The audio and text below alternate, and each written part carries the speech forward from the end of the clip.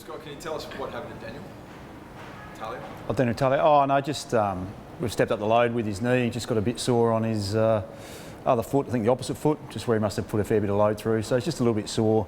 We're lucky it's nothing too serious, but it's just put him back a week or two at this stage. So is he likely to have to play in the twos at some point to get a bit of fitness?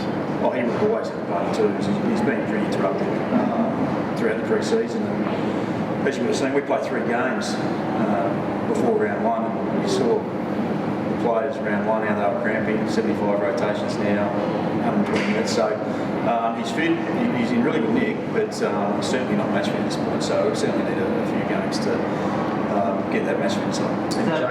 Sorry, go on. Does that apply to Matt Crouch as well? When he comes back and he has to go through the things? Matty's been probably a little bit different, where he's actually trained probably for a little bit longer with the team and played a few trial games as well. So it's been a little bit different. Where Tars, I guess, when you look at training with the main group, he's done a bit, but nowhere near the work that Matty's done. With Jake as well, is it just a strain in for Nick? If Jake's ready, he'll play. He's probably our better defender over the pre-season. In terms of what we do there, we'll have to have a look at even how Gold Coast may select their team. There's a little bit of an unknown with day out, who they might bring in. But we're pretty keen for Jake to get back in. But having said that, he's still got to go through a few tests. We've got a light run here today. Thursday we'll train again, so we'll leave that decision till How unlucky would it be for Nick if he had to miss out after coming in and performing pretty valiantly at the AFC Media? Yeah, Nick was fantastic last week. That's what I said, we haven't made any decisions on that, so we'll just get together post-training to have a look at everything, because at this point in time, it's only Tuesday, and we haven't trained yet, so ideally we'd love him in. If he's not, he's not, but we're really confident that whatever 22 plus 1 play on Friday night, we're pretty confident they'll be fit and ready to go. Pretty cruel for you, +1 from round 1. Mitch obviously battled pretty valiantly for a couple of pop-outs, but out for the season, how big a blow? Yeah, brave effort for Mitch to come on and do the shoulder, and we highlighted that as a group. He was involved in a few tackles and a few hits, but kept coming forward and was really important, because it wasn't just him, we lost a few other players as well, so we needed someone just to stay out on the ground for bits and pieces to help the other boys stay fresh. Big blow for Mitch. Yeah, he'd be really disappointed, but we didn't get him down from Brisbane for 1 year. He's here for the long term.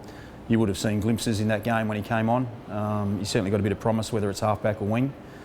He's certainly a long-term project, and it's unfortunate because he was emergency nearly 18 to 20 games, I think, last year up at Brisbane, and he got his opportunity. But unfortunately, he'll have to wait till next year now to get another crack at it. No, Brownie's going pretty well, and at this stage still though as well, it's probably his first hit out today with the balls. He's done a little bit of running. They're really happy with him. But with Achilles, they can nearly just disappear as quick as they pop up, which is great. And there'll be a few occasions where they linger. So, like I said, I can't really help you with selection today before we've got together and trained. How will Darcy Fogarty playing as a midfielder at times in Sanford, how will that help him get back into the AFL side? Yeah, it's a good question. We're trying a few different things with Darcy as well. We're confident what he can bring up forward, but he's a unique athlete, Fog. He's got plenty of power and plenty of speed, and he played a little bit of midfield time. It wasn't a heap of midfield time last week, but we got him around at the centre bounces, and he certainly showed a bit of class and a bit of quality. Burst from there at times, so we were really happy with what he did. But we still need him to go forward at times too and do what he needs to do there. But I thought he showed a fair bit of talent, which he has got, but there's a lot of positive signs going forward with Fog. Is it also about him improving his endurance as well? Even he's kind of conceded, probably hasn't been up to the level that some throughout his AFL career so far. Yeah, well, I couldn't have been more impressed with what he's done pre-season. When you come from other clubs, the time that he ran in a 2 kilometre time, there's not too many key position players that can run that. So he's got a good fitness base. So that doesn't worry me at all in terms of what he can do either forward or midfield.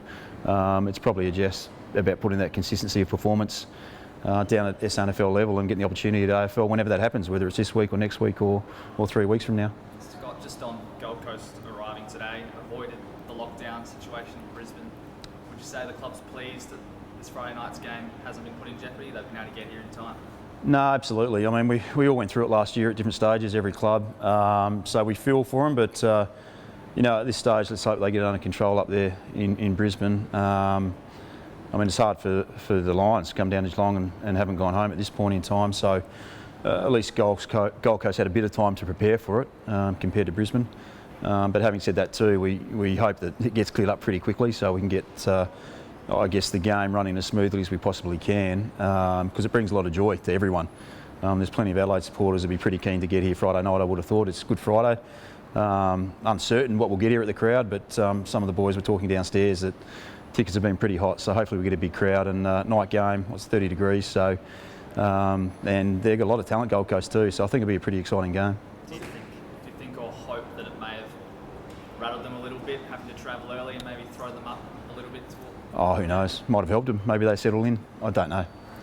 What's the main takeout from the Sydney game so far? I mean, looking back, Yeah, the main takeout, I guess when you look at the game, we got overrun a little bit there in the second quarter. We couldn't quite stop. You know, if we could just stop another 2 or 3 goals at that point in time, and second half, it would have been nice to finish some of our work off, which we didn't. I think we kicked 8 points in the third and eight points in the fourth. Having said that, though, they got to a fair lead early in the third quarter, I think. So there's a lot to work on. At the same time, when we say a lot, there's only just moving the dial bits and pieces to the left or right that can get us back on track and give a good performance Friday night like we did first round against Geelong. Scott, does Friday night hold any greater significance, given it's a chance on a national stage to show to a few people around the country that you have made significant strides? It's always a national stage. Every game now is telecast, so oh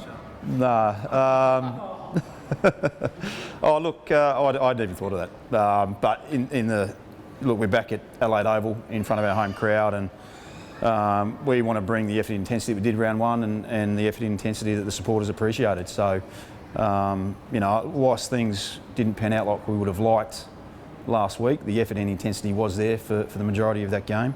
But there's still a few things we need to fine-tune to get right for Friday night. But like I said, we want the crowd there to support and clap and cheer when they need to, because there's no doubt the boys play a lot better and walk a lot taller when the supporters are behind them.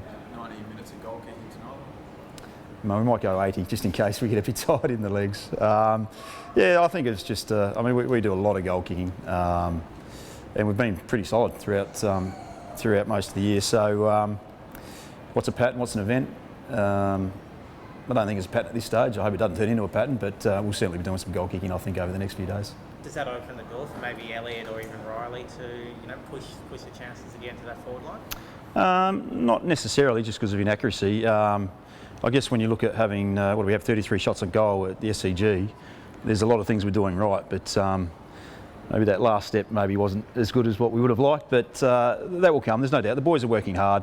You can make it a big issue, you can make it a big deal, you can really try and dissect it, but there's a lot of boys that probably would have loved to have that shot again and would kick it. So, like I said, having said that, we don't want to harp on the goal kicking too much, because there was a lot of other areas that we should have been better at before we get into that. Scott, as a philosophy, can you be the medical emergency 2 weeks in a row, or would you prefer that player to have a game at some point, like Chase? Yeah, you could, but you wouldn't like it. No, I mean, ideally you'd want the players who aren't playing to go back and get work on their fitness or work on areas they need to improve on or consolidate on to get back and play at AFL level. Having said that, though, I remember Simon Prestigiacomo played 2 weeks in a row, I think, and didn't get on the ground. Mick left him there for 2 weeks in a row, so it's happened before. It's even happened before the sub. Maybe Mick was ahead of his time, but no, ideally you don't want that.